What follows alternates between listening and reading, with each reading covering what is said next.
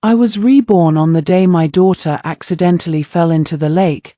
This time, I didn't cry or make a fuss. Instead, I calmly asked the maid to bring me tea and water, enjoying the scenery at my leisure, for in my past life, though I couldn't swim, I'd jumped into the lake desperately to save my daughter. I'd contracted a chronic illness from the ordeal, rendering me unable to bear children, yet my daughter still took her own life. Leaving a suicide note accusing me of being vicious and unfit to be a mother, I'd begged and pleaded for forgiveness, but my husband simply left a divorce letter, angrily denouncing me as unvirtuous. My mother-in-law dismissed all the servants, forcing me to wash clothes and cook day in and day out, never allowing me a moment's rest. I spent half my life atoning for my sins, dragging my frail body to the capital as a beggar, begging my husband to forgive me, only to see him supporting his beautiful new wife, and my long-dead daughter calling this woman mother sweetly. It turned out my daughter's fake death had been nothing but a scheme to clear the way for my husband's true love. My entire life had been a joke. I dragged my sick, broken body to the capital to find my husband, only to discover he'd long since married again, and the woman smiling at them like a spring flower was my own biological daughter, whom I'd thought dead. Consumed by anger, I rushed at them like a madwoman, demanding an explanation. Chen Ziyuan ordered his men to pull me away, shouting angrily, "The security in the capital is getting worse by the day. Even beggars dare to cause trouble on the streets. I'm not a beggar. I'm your wife." I trembled. Cold and hungry as I spoke, Chen Ziyuan frowned, staring at my filthy face for a long time before finally recognizing me. He looked shocked, his voice trembling. "How can it be you?" My daughter looked confused, interrupting. "Father, who is this beggar?" I stared at my graceful, grown-up daughter, my eyes growing wet. "My child, I'm your real mother." I reached out to take her hand, but she pulled away before I could touch her. She covered her nose with a handkerchief, her voice filled with disgust. "Shut up. We severed our mother-daughter bond years ago. How dare you, a dirty, lowly woman, claim to be my mother? Your very existence is an insult to me." With that, she took the beautiful lady's hand beside her, her tone brimming with pride and respect. "Look closely. This noble and elegant daughter of the Prince of Qin is my true mother. You should look in a mirror before you speak. You're not even fit to carry my mother's shoes. Yet you dare pretend to be her." The two smiled at each other, like real mother and daughter. Grief and anger churned in my chest as I roared, "No, that's not true." I stared at my daughter's cold expression, then rushed at Chen Ziyuan, begging for an explanation. But in an instant, I was thrown to the ground. I fell into the snow, coughing up blood, my eyes wide open in eternal resentment. The wind carried Chen Ziyuan's voice faintly. "There was a beggar causing chaos in the capital. She's been executed on the spot." Chapter 2. I died, my eyes wide with unresolved grievance. My soul wandered the minister's mansion day after day. I watched as the gray-haired Chen Ziyuan painted his wife's eyebrows, and my daughter personally cooked for them. Their happiness was unbearable to witness. I floated on the roof, overhearing the beautiful lady say to Chen Ziyuan, "Go bury her body at the mass grave outside the city gate. After all, we were husband and wife once. She'd had a hard life, suffering all those years in the countryside. In the end, she died a fool." Chen Ziyuan pursed his lips, indifferent. "So what? She had a bad fate. Who's to blame? I can't be bothered with her, whether she's alive or dead, where she's buried. It has nothing to do with me. You know I've only ever cared about you, all these years." The beautiful lady smiled sweetly at his words. But in the next moment, she put on a look of guilt and sorrow. "Still, we wronged her. We plotted together, turning her into an abandoned wife and stealing her daughter. I can't help but feel a little guilty." Chen Ziyuan brushed away the non-existent tears from her eyes, his voice gentle. "She was never good enough for me. Our daughter never liked her either. I'd long wanted to divorce her. I never thought such a flawed lie would fool her completely. I suppose she only has herself to blame for being so stupid. So this isn't our fault, she brought it all on herself. Besides, it's her fortune to sacrifice herself for our love. She should be grateful. With that, Chen Ziyuan pulled the beautiful lady into his arms affectionately, floating in midair. I was struck dumb with shock. Anger and resentment burned within me like wildfire. So my daughter's drowning had been an elaborate scam all along. I'd been nothing but a sacrifice for their love. Then what had all my years of atonement been for? What had all my suffering and humiliation meant? I couldn't accept it. They'd lied to me, manipulated me, and wasted my entire life. Even as a ghost, I'd never let them get away with it. I roared, my soul rushing at them, eager to drag them down to hell with me, but an invisible force pulled me back. My soul trembled violently, blood tears streaming from my eyes as I screamed hysterically, I, Mu Shiyuan, offer to trade endless lifetimes of reincarnation for a second chance at life. I only wish to avenge this injustice. Perhaps heaven took pity on my sorrow, for in the next moment, a golden light descended upon me. The black and white impermanence appeared, saying, since you are so resolute, we shall grant your wish. Chapter 3. When I opened my eyes again, I was reborn on the day my daughter fell into the lake. She thrashed wildly in the water, shouting for help, in my past life. At this exact moment, I'd heard her cries and jumped into the lake without hesitation, struggling with all my strength to lift her to the shore. I'd been submerged for so long that dirty water seeped into my nostrils and mouth. Even as I gasped for air, she'd kicked me, pushing me deeper into the water. At the time, I'd thought she'd been too panicked to control her actions. Now I realized she'd never wanted me to come back alive. Fortunately, I'd held on until the servants arrived, saving my life, but the cold had seeped into my bones, leaving me with a chronic illness. I'd been told I could never have children again. Yet they still hadn't let me be. My daughter had faked her death with a suicide note, pinning me as a criminal for the rest of my life. Memories flooded back like a tide, the pain and sorrow piercing my heart like a sharp sword, having learned my lesson from the past life. I vowed never to repeat the same mistakes. The maid was about to call for help, but I stopped her. I watched my daughter struggling in the water, strolling slowly to the pavilion and saying, "What's the hurry? She's not going to die anytime soon. Go brew me a pot of tea." The maid hesitated, but finally yielded to my sharp gaze.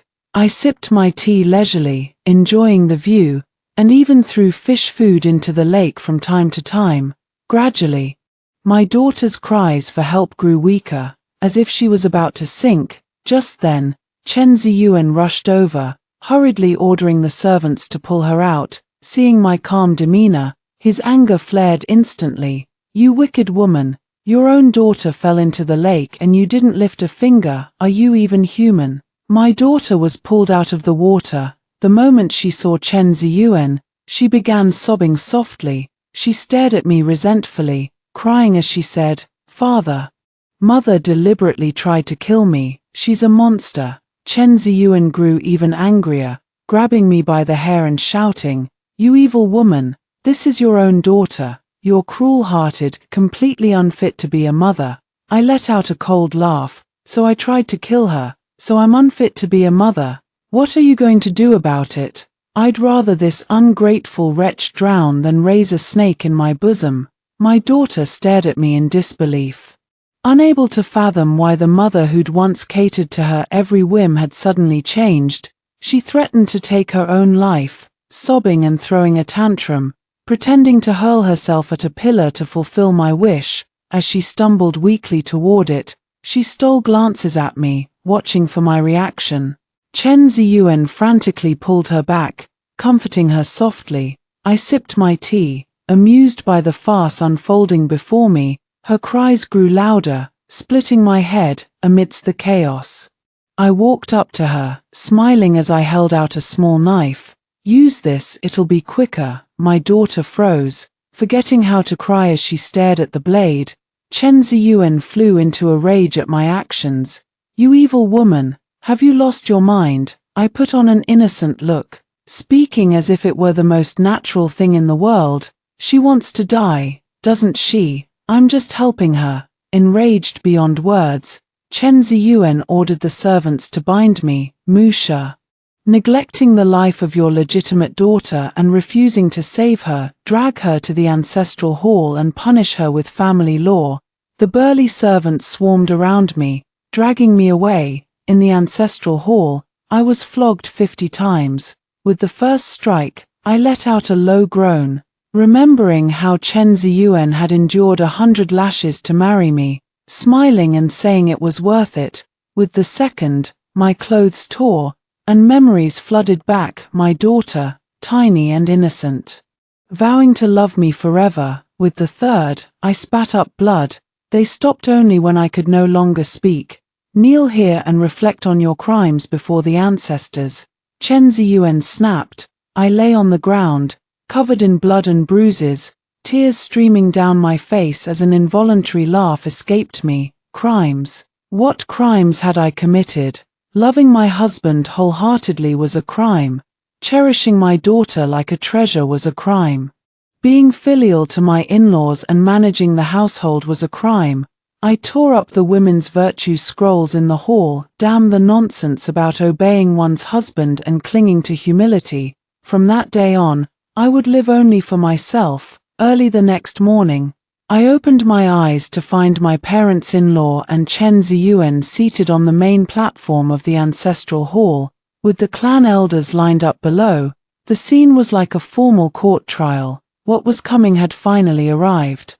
It was here, in this very hall, that Chen Ziyuan had seized all my family's wealth and divorced me in my past life. My in-laws had then reduced me to a maid, forcing me to wash clothes and cook, torturing me day after day. Chen Musha, do you acknowledge your crimes? Chapter 4. I let out a cold laugh.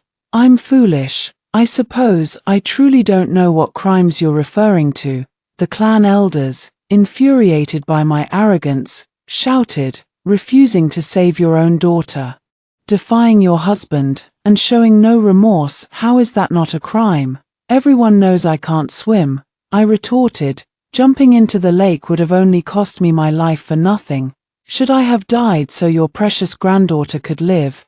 Do you elders think my life is worthless? The elders spluttered with rage, accusing me of quibbling. My mother-in-law snapped.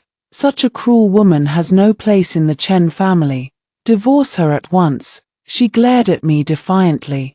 As if daring me to object, I stared back at their condescending faces, my voice firm. Only a mutual divorce. You'll never get away with casting me aside like this. Furthermore, I want all my dowry back, every last item. Gasps echoed through the hall. Everyone's face paled. Chen Ziyuan finally reacted, roaring with anger. Do you know what you're saying? A faded, childbearing woman like you who will want you after a divorce. Don't come begging on the streets when you've wasted all your dowry. You'll bring shame to the Chen family. I pushed his hand away coldly. That's none of your concern. I'd rather beg than stay married to a deceitful scoundrel like you. My mother-in-law shrieked, rushing at me. My son took you in when you were an orphan with no parents, fed and clothed you, and married you. Instead of being grateful, you call him a scoundrel. You're nothing but an ungrateful wretch. You've committed such evil deeds, yet you want a mutual divorce to save face. Dream on. You deserve to leave with nothing. Chapter 5. I scanned the room coldly, seeing greed and shamelessness etched on every face. Very well, I said sharply, then let's take this to the authorities.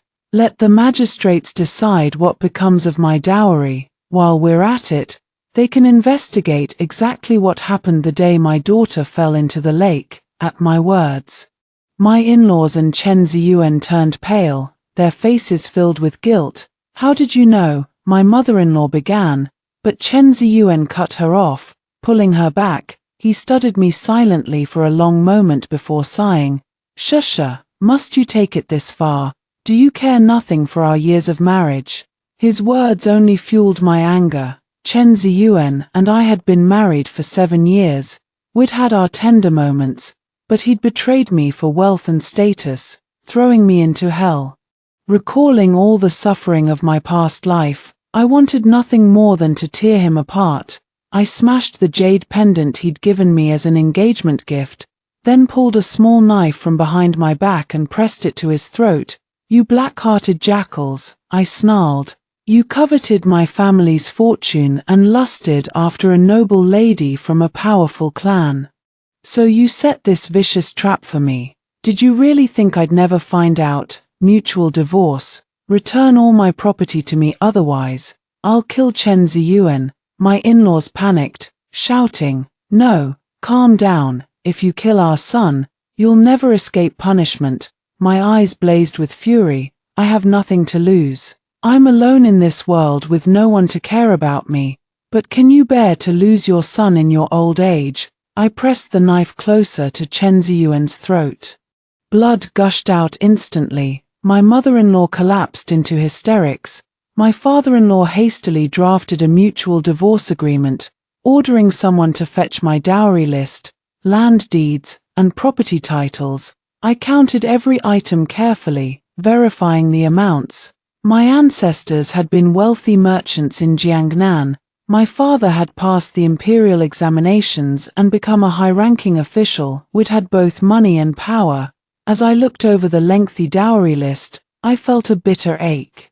No wonder they'd thought I was no longer worthy of Chen Ziyuan, a man with a promising future. They'd been willing to gamble with their own granddaughter's life rather than let me leave with my fortune. Such a vast sum of money was indeed hard to resist. I tucked the dowry list away, signed the divorce agreement, grabbed my luggage, and turned to leave. Chen Ziyuan chased after me, his eyes holding a hint of apology and reluctance. "Shusha, where can a weak woman like you go? Do you have any plans for the future? Carrying so much money, you'll be in danger." I turned around and slapped him hard across the face. "Chen Ziyuan, you're despicable. You didn't cherish me when I loved you, and now you spout these false sentiments. You're nothing but a hypocrite." I remembered clearly how cruel he'd been in my past life. Now he dared to play the part of the devoted husband. "Chen Ziyuan, from this day on, you go your way and I'll go mine. We are no longer husband and wife, we are strangers." Chen Ziyuan's face paled repeatedly, but in the end, he said nothing. I climbed into my carriage and raced toward the capital, toward my new life. Chapter 6. The capital was dazzlingly prosperous. But establishing a foothold here would be no easy task. Yet I had far greater ambitions than mere survival. I wanted to rebuild my Mu family's business empire and clear my father's name. In his day, my father had been talented and wealthy, deeply favored by the emperor, rising rapidly through the official ranks. When the Xiongnu invaded the Great Jing border, my father was appointed to oversee the transportation of military provisions, but the grain was stolen, and he was framed for treason, executed by the emperor's order. My mother, overcome with grief, took her own life soon after. Before she died, she told me with her last breath that my father had been loyal to the emperor and his country. Treason was impossible. She'd begged me to clear the Mu family's name if I ever got the chance. Shortly after, I was sent to the Chen family, to whom I'd been betrothed since childhood. In my past life, the Chens had wasted my life away. I died without fulfilling my parents' last wish, trapped in a cycle of suffering. This time, I would not repeat that mistake. Clearing my father's name would be fraught with danger, but I was confident. In my past life, shortly before his death, Marquis Jingen had uncovered Xiongnu spies hidden in the court, exonerating many who'd been wrongfully accused of treason, including my father. But by then, I'd been over 50. Trapped in a life of household drudgery, too worn out to rebuild the Mu family. Marquis Jingen had even come to the Chen residence to find me back then. He'd said he'd been sent by the emperor to comfort the families of wronged officials, offering to take me to the capital for a peaceful old age, but I'd been consumed by guilt over my daughter's death. willing to work like a slave for the Chens, I'd chased him away. For that, my in-laws had severely punished me, sneering, "At your age, still trying to seduce men, you're born cheap." I tried to explain that Marquis Jingen had only come to offer condolences. But they'd refused to listen, starving me for 3 days and nights. Thinking back, I shook my head bitterly. How foolish and weak I'd been in my past life. Now, with a second chance at life, I would seize it with both hands. Chapter 7. My dowry included land deeds and property titles across the country, many in the capital itself. I decided to open a restaurant in a prime location, after months of renovations, hiring staff, and sourcing ingredients. The Mu family restaurant finally opened its doors. The Mu family had built its fortune on restaurants. Business acumen ran in our blood.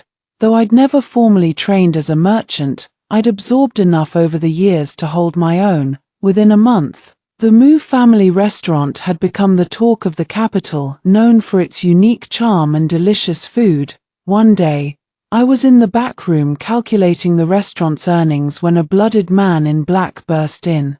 Shouts of "Catch the assassin" echoed outside. I froze in terror, about to scream, but he moved quickly, covering my mouth with his hand. "Be quiet, or I'll cut out your tongue." His voice sounded familiar. I studied his face through the blood and grime and realized it was Marquis Jingen, Ling Fanyu. He was covered in sword wounds, looking utterly disheveled. I gestured for him to remove his hand, then fetched a clean set of clothes for him to change into. He stared at me suspiciously, but there was no time for explanations. The search party was closing in. Just as the door burst open, I pushed Ling Fanyu onto the bed and tore open his tattered clothes. Running my hands over his chest, I shouted loudly, "I have countless wealth, submit to me." Pressed beneath me, he glared at me furiously. When the searchers rushed in, I feigned panic. "Who are you? How dare you break into a private residence? Interfering in my affairs, aren't you afraid of divine retribution?" The men averted their eyes, embarrassed by the intimate scene. "Let's go," one said. "A proud man like Ling Fanyu would never let a woman overpower him. He can't be here." With that, they hurried out the door. I sighed with relief, about to celebrate our narrow escape, only to find Ling Fanyu pointing a sword at me, his aura icy with anger. "Do you want to die?" I pushed the sword away. Sitting down at the table to pour myself a cup of tea. "I just saved your life. The least you could do is not betray me. Desperate times call for desperate measures. I'm not ashamed. Why are you being such a prude? A grown man like you. You, shameless woman." I watched as his face turned bright red, overcome with embarrassment.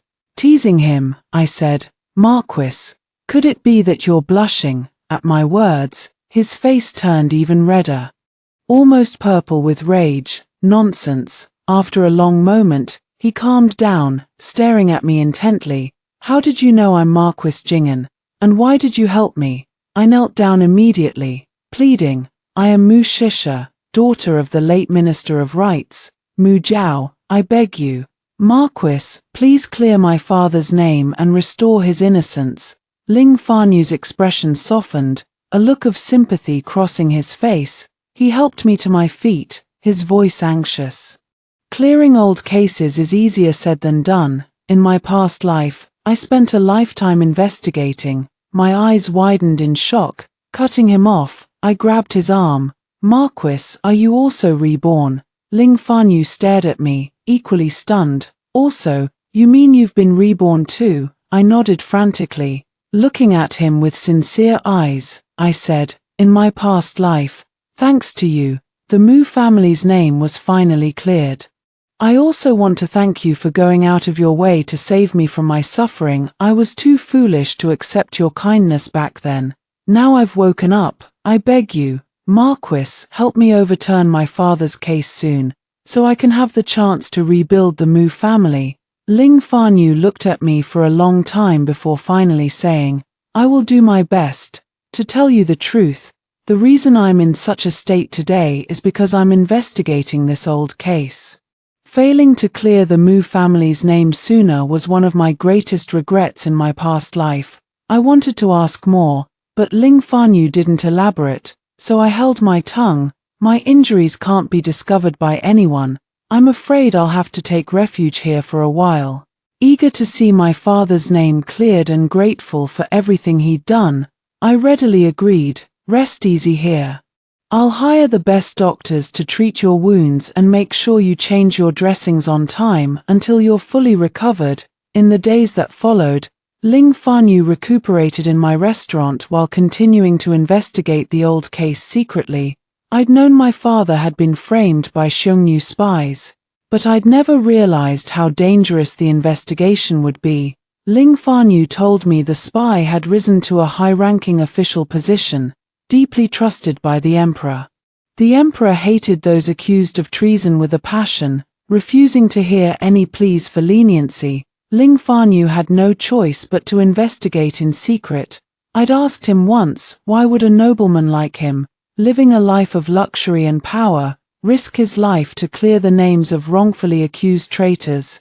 He'd smiled softly, his eyes shining with warmth and love. Someone once told me, no matter how difficult it is, the world will always give justice to the innocent. I could tell it was a cherished memory, a beautiful story close to his heart. Ling Fanyu had always been a kind and upright man. Chapter 8. Before long, I heard news that the top scorer of the imperial examination had married. It seemed that in this life, Chen Ziyuan had still married that woman.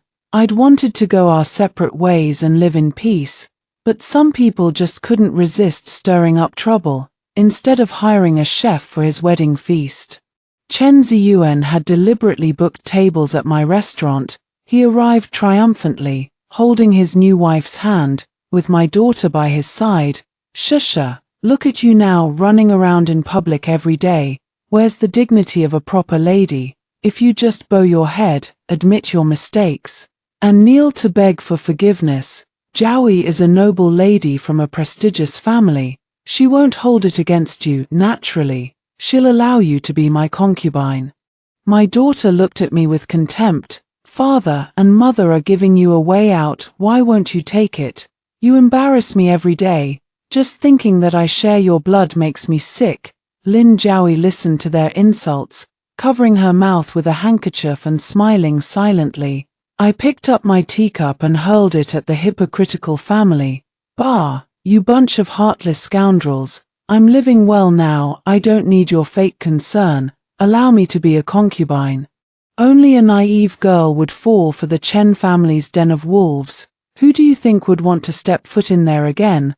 I stared coldly at the daughter I'd raised since childhood, my heart turning to ice. Even crows know to repay their parents' kindness. You don't recognize the debt of life, you're worse than an animal. Today, I disown you as my daughter. We are no longer mother and child. Lin Jiaoyi laughed. Yuanyang, your ex-wife is truly hopeless. She'd rather suffer than live a life of wealth and luxury. Such a foolish woman, why do you still feel sorry for her? I looked at Lin Jiaoyi's elegant, wealthy appearance and sneered. Chen Ziyuan, you really have made a career out of mooching off women. Turning to Lin Jiaoyi, I said, a noble daughter like you, marrying such a scumbag and becoming a stepmother, what do you have to be proud of? I suppose some people are just born cheap. Enraged by my insult, Lin Jiaoyi rushed at me, ready to hit me. I couldn't dodge in time, bracing for the blow, but instead of pain, I heard Lin Jiaoyi's scream of agony. Chapter 9. Within the capital, under the emperor's very nose, how dare you assault someone? Do you want to die? Ling Fanyu's sharp voice rang out, and everyone around knelt down in fear. We pay homage to Marquis Jing'an. May your lordship be safe. Chen Ziyuan and his family trembled with terror. We didn't know your lordship was here. We apologize for disturbing you, but this woman is a disgraced member of the Chen family. Today's incident is just a family matter, please forgive us. Ling Fanyu pulled me into his arms, saying firmly, since when is my fiancé a member of the Chen family? Are you trying to steal my wife? Top scorer. Chen Ziyuan, his wife, and my daughter stared at us in shock, unable to speak. Ch Marquis. Are you joking? Ling Fanyu raised an eyebrow. Do I look like I'm joking? She agreed to my proposal just yesterday. Chen Ziyuan refused to believe it, rushing forward to grab my sleeve. Shusha. Tell me, is this true? I can't believe it's only been 2 months since our divorce, and you're already with another man. Caught between a rock and a hard place, I clung to Ling Fanyu and said softly, yes, it's true. Why should you get to have a new love, while I'm not allowed to find someone better? The Marquis is kind and attentive. Where else would I find such a good husband? At my admission, Ling Fanyu openly kissed me on the forehead. Chen Ziyuan's face turned ashen. He was furious but dared not speak out. The onlookers swarmed around us, congratulating us, saying we were a perfect match, talented and beautiful. Chen Ziyuan stumbled, looking heartbroken, before finally slinking away in defeat. Once they were gone, I pulled away from Ling Fanyu's embrace. They're gone. The act is over. You really had terrible taste in men before, he said. I did, I agreed. Today, I ruined my reputation to help you. How do you plan to make it up to me? Miss Mu? I froze, thinking it over. He really had been inconvenienced because of me. I owed him. I never intended to damage your lordship's reputation, I said seriously. I'm willing to compensate you with 1,000 taels of silver. The Marquis smiled cunningly. Is this compensation, or a betrothal gift? His words left me speechless, my face burning with embarrassment, overwhelmed. I punched him lightly on the chest. He burst out laughing, and I suddenly realized my gesture didn't look like anger at all. It looked like coquetry. Too flustered to stay, I fled in embarrassment. Chapter 10. That night, I lay in bed, replaying the day's events in my mind, a warm smile on my face. I thought of the time I'd pushed him onto the bed, of the days he'd spent recovering in my restaurant, me tending to his wounds, him keeping me company and making me laugh, his eyes always smiling when he looked at me. Just thinking about it made my face flush and my heart race. I couldn't calm down. What the hell was wrong with me? Could I really be falling for Ling Fanyu? No, he was Marquis Jing'an, and I was just a divorced woman trying to clear her family's name. At that moment, there was a knock at the door.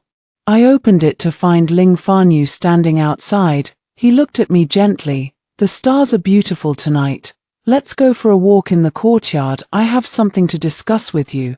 His gaze made my face turn red, my heart beating faster. But I forced myself to stay calm. All right, I'll get ready and be right out. In the courtyard, he lay under a big tree, gazing leisurely at the starry sky. After today's commotion, I can no longer hide my presence in the capital. Tomorrow, I'll have to return to court. His words left an empty feeling in my chest, but I forced a smile. That's good. Your wounds are almost healed. You should go back. He suddenly sat up, moving so close that our faces were nearly touching. Will you miss me? My heart thundered in my chest, and I quickly looked away. Your lordship is joking. We were never meant to cross paths. Our lives only intertwined because of my family's wrongful conviction.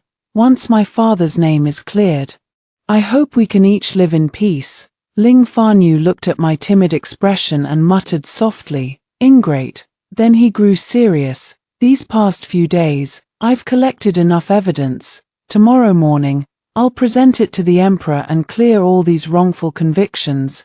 The Mu family's innocence will be restored soon. Really, I was overjoyed, never expecting my father's name to be cleared so quickly. Ling Fanyu smiled. It's not too soon. I've been preparing for this for a long time. Just wait for my good news. Chapter 11. Early the next morning, Marquis Jing'an shook the court to its core. He presented irrefutable evidence, accusing the current prime minister of being a Xiongnu spy who had secretly traded weapons, embezzled state treasury funds, and framed loyal officials for years. The emperor flew into a rage, ordering the Ministry of Justice to conduct a thorough investigation. In the end, The truth came to light. The Prime Minister had indeed committed treason, with 19 high-ranking officials complicit in his crimes.